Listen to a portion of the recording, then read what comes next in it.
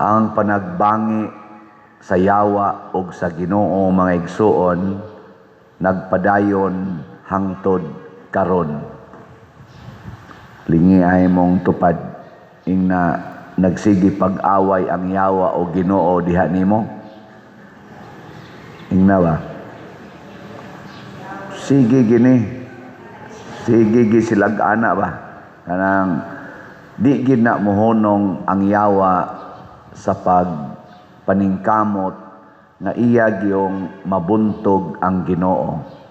Ug unsa may timailhan nga mabuntog niya ang Ginoo kung ang mga pinili sa Ginoo magbuhat og dautan. Lingi ay mong tupad ingnawa ka kabuhat og dautan karong simanaha. Wa mo kapangasaba sa inyong mga bata o sa inyong kuyog sa balay. Wa mo kapamakak. Wa mo kapanglibak. O uban pang mga buhat nga dautan.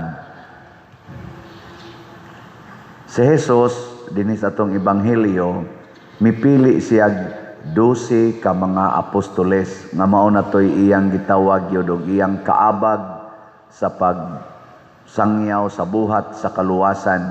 Gani ang una ginyang gisulti dire og makabaton kamo gahom sa pag-abog sa mga yawa. So grabe jud kayo ang iyang pagpili. Pagpili niya gitagaan dayon niya gahom sa pag-abog og yawa. Pero sa 12 nga iyang gipili, doon nagiusa nga giyawaan og nagbudhi niya. Namatay gyud si Jesus tungod sa pagbudhi aning usa. O kinsa man ni siya? Si Judas Iscariote.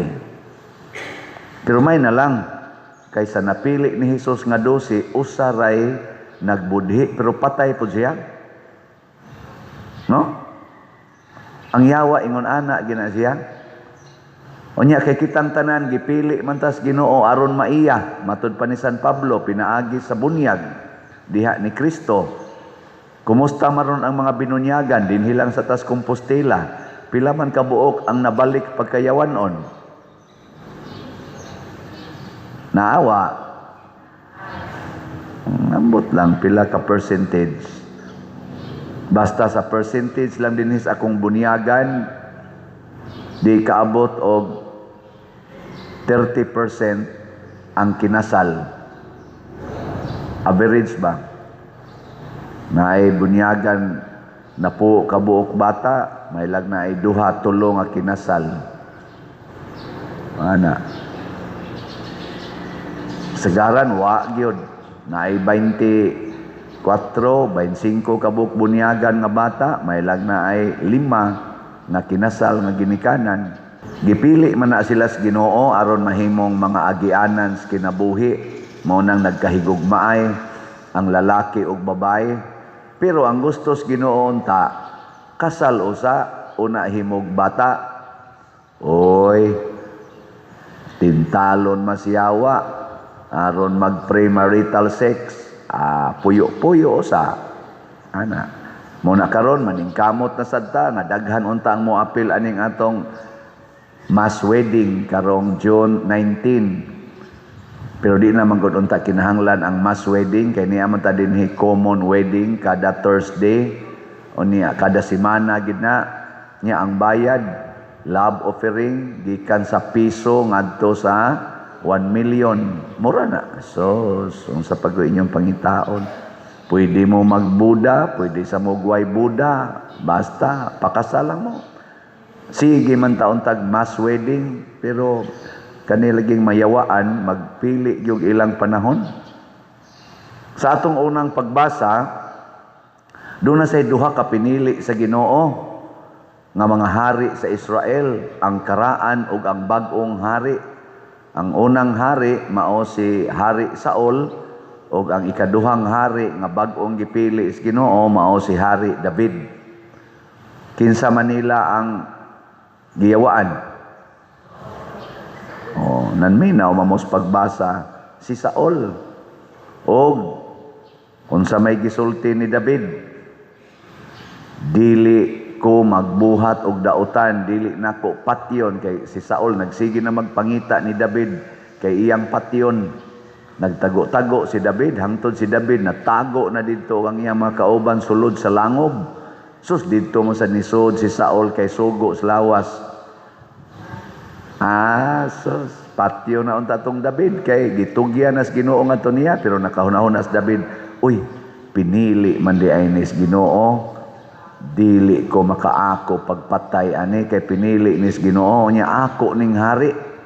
Niilagid si David ba nga iyang hari si Saul niya pinili si Ginoo.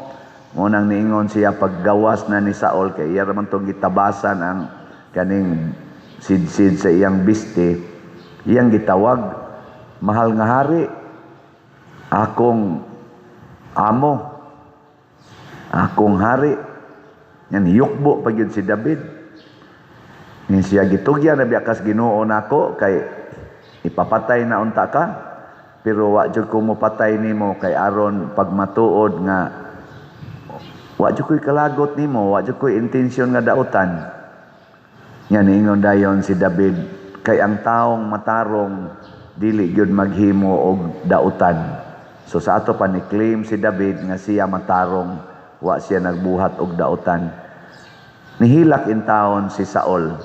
Siya pagka maayo nimo anak ko nga David, anak ko, pagka maayo nimo kay ang akong daotang tumongan ha nimo, imo manggibaslan og kaayo.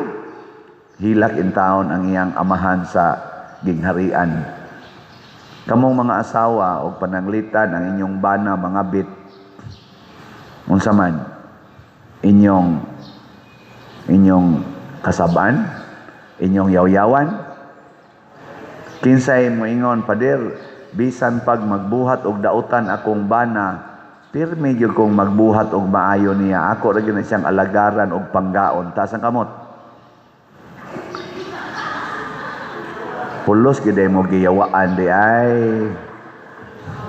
Hala, niyam say mga bana din ni pipila, Joter may banang nanimba karon. Kinsa man sad ninyo ang moingon, pader, muliwat gyud kong santo ninyo nga bisan pag ilansang ko sa krus akong asawa, magbuhat yung kong maayo niya. Nothing gonna change my love for her. Sige ko na, may tasang kamot ko, no? Naagay duha ka buok ni isa, oh. Di ba ka ni mga bakakon? Pero mga buutan manog naong ni sila. Hayahayas asawa niyo. Kinsa ninyo din mga ginikanan nga moingon, pader, bisan pag magbuhat ang akong mga anak og dautan, magpabadlong, mga tapula na kaayo, di gyud nako kasab-an sugod karon. Ako na yung isipon nga sila mga pinili ni Santo Niño. Taas ang kamot. Amayo kay nanay mga 5 ka buok ni isa. Congratulations. Pero kamong uban, unsa man gyud mo? Magyawa-yawa gyud mo. Mao nay timailhan sa taong dautan, magbuhat sad og dautan. Ang taong matarong magbuhat sag matarong. Si Kristo sad nag-ingon, ang kahoy nga masakiton dili gyud mohatag og maayong bunga. Ang kahoy sad nga maayong bunga o maayo maghatag sag maayong bunga.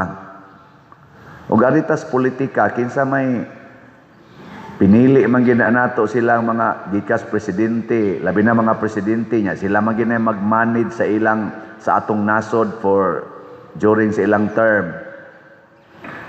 Pinili nato si Bongbong Marcos, pinili nato si President Duterte, former, ug uban pa mga presidente. Kinsa ka nila ang wa gyud magbuhat og dautan batok sa atong nasod. O ingnon talang bunga, kinsa nila ang naningkamot, pulos magita na ay mga apan, kinsa nila nga ang focus mao ang pagbuhat og maayo para sa nasod nga nagpili nila. Marcos, Duterte, kitong sunod Pinoy, sunod Gloria, hangtod ngadto ni Marcos Senior. Maura mo na klaro na kung naabutan. Ako'y ako nga pinili. nga moingon ko arang-arang ni kay nagbuhat ginig maayo sa atong nasod.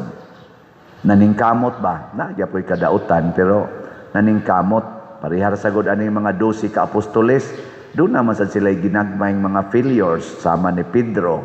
Nanguan man ni siya, namakak man ni siya katulo. Iyang gipamakak si Jesus, kanisad si kani Santiago, kani atong patron og si Juan iyang igsuon. Gitawag uning mga anak sa dalugdog kay mga isog man ni, giingnan man nilang Ginoo, Lord, kanang wa mo dawat nimo nga lungsod, ato man nang pauwanag kayo. Sus, mga buangon sa kini niya, mga ambisyoso ni kani Santiago og si Juan. Oy, nang ambisyon ni gigamit pag ilang inahan ni hangyo nga inig lingkod kunong Hesus dito sa langit, usa nila anas tuo, usa ariswa, pagka mga ambisyoso ani mga kanahan. Pero tungod kay maayo man ang ilang rumbo, ang ilang focus ba maayo man, nakabalik gid sila sa pagka mapaubsanon o sa pagka malaumon sa grasyas Ginoo. Nawa ng ilang pagka gitawag nato yawanon. Muna, moingon sad ko nga ang atong gipili para sa atong nasod ug ang ato untang pilion kana bang consistent nga tao nga kun makasa muangkon unya mobalik sa pagbuhat og maayo.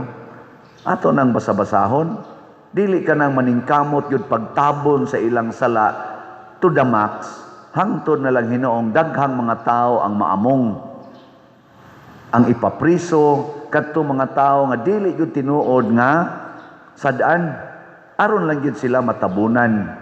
Mao man aron ang akusasyon. Ang ato rong gipang priso, ang sikat-sikat ron nga gipriso, kinsa man? Bong Rebilla, ikaduha na taon niyang suod sa prisuhan. Niya, ang rason nga nung gipriso siya, tungod kay siya kunoy dako nga otok sa Ghost Project. Tinuod ka na, katong flood control nga Ghost Project, siya ay author. Nawaman gani ni siya mahisguti atong unang mga witnesses nga gipatawag dito sa Blue Ribbon Committee nga si Marcolita pa maoy chairman. Wa man na siya hisguti. Ang unang nanggawa sa bakba dito nang hisgot si Saldico man og si Romualdez. Mao na karon nga Senate Blue Ribbon Committee, di na kayo ma-mention si Romualdez, si Saldico na lang. Nya ari dayon nilang Bong Rebilla, ngadto nila ni sa uban diha mga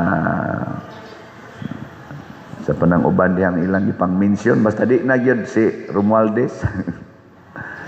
Pero dito sa kangkuan, kang Marcolita, gahimo gani sila og kanang minority report na ay murabag ka na bang mga aro-aro, bakit say tumong yun sa istorya, Saldico yun og Romualdez niya, doon na din sila aro pa doong babaw niya na ato katong black, niya na question mark.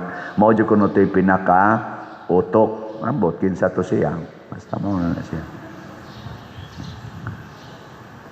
Sa ato ron dinhing parokya, unsa may gibuhat nato, maayo o daotan? Kanang mugsigi kag palit og slat, unsa man kagiyawaan o gisanto ninyohan?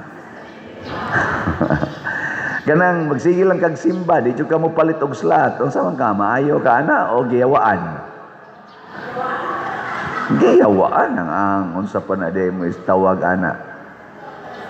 Muna nihangyo ko nga niining atong nobina ni Santo Niño dinis ato karong parokya, ato maning paningkamot nga sinati unta nato dinhi nga taga Compostela Parish ang kanindot ug ang grasya ni Santo Niño didto sa Basilika nga gisaulog niadtong miaging semana. Atong masinati ba kay wa biya ta kaadto gyud kitang tanan, pliti palang daan, maglisod man ta. No, yes, kadaghan pag yung tao. Atong sination kay maura maning Santo Niño ha, maura maning grasya ha, maura maning ang opportunity of graces nga ato rong gihimo. Daghan sa kay mga parokya naghimo ani mga kapilya. Kay nga naman niilata nga ang gahom sa Ginoo kanunay ra gid na siya bisan asa. Muna akong hangyo naton taga Compostela dinhi ug wa lang gid mo yawa manimba ta inig nobina para karon minor nobina karong hapon alas 6 nobina sa ta manambong tantanan labi na gyud sa mga mandated organizations nga gipili gyud mo para mo alagad sa atong simbahan gi-install mo kasagaran ninyo gi-install mo tambong ta nganong di man mo manambong alas 6 mo na sa hapon basin og giyawaan kana bang siguroon ang akong gusto dili ang katilingban pareha ba ni Saul ba di ko gusto nga mailisan sa akong pwesto pagkahari karon gipakita ni David ang iyang kaayo nakaingon gyud si Saul ikaw gid ay ang bag-ong pinili nga hari sa Israel ug mo lambo ang gingharian sa Israel pinaagi kanimo ni angko na si Saul gidaog na sa kaayo ang kadautan gibuntog na sa gugmang Dios nun ang yawanong garbo mo na kamong mga wa pa mahigugmang mutambong sa tong nobina para gabi Jupiter kay nanambong karon untang adlaw unya na sang gabi atong ipakita nga naara gid ay ang atong gugma pwede ragyong ma-renew lingay mong tupad na inig human ros misa mangimbitar na kog musimba para sa nobina ingna ba naon sa man yung huwaton nga mga matay mo o na pa mo mangumpanya karon nga lagsik pa panglakaw pangimbitar di na maron lakaw nun text raman ana text ana hala anas ato mga group chat ina manimba ta kay magnobina dire ilang Compostela Parish nya ighuman malitag slat karon sang gabi naasa tay orientation para sa atong kaning shrine ministry alas 7 ighuman may ighuman na tong misa karong gabi ako lang ding ihatag ninyo ang gamayng update sa atong kay mao man ni ang paspas nga slot nato ang atong PSSPP ang atong halin niabot nag 5,159 ka slots na ni gamay na ang nahibilin 4,841 na lang yes pakpak ana bantay mo dili mo mudugang ani ha ato gining dugangan 4,000 na lang humnon tani ikarong Domingo aron ang sobra pakapi na lang antod ta magpista nya ang Camino walk karong ugma na di ay ambot mga manglakaw ba mo waiting sakit tuhod pa sakit tuhod makaayo biya nagsakit tuhod kaayo na siya basta na lang gid mo'y time sulay lakaw. So, naay orientation sad karong gabi sa moapil ugma. Aron nga ma-oriented mo unsa mong orasa mo lakaw. Nya pwede pa gyud mo maka-register karong adlaw, pero ugma ayaw na mo dali-dali og kuyog nga wa mo'y rehistro. Naay 1,500 nga ihatag para sa mga kagastuhan. Usab na siya kapag ampo. Kanang 1,500 dili na bayad, halad na. Pasalamat nga makalakaw pa ka, makaampo pagyod sa espesyal nga klases pagampo nga mao ang Camino de Santiago. Usa na siya, no? Imbitado ani ang tanan, dili lang parokyano nato. Nya ato na ning buhaton kada buwan, at least once ang junior natong Camino.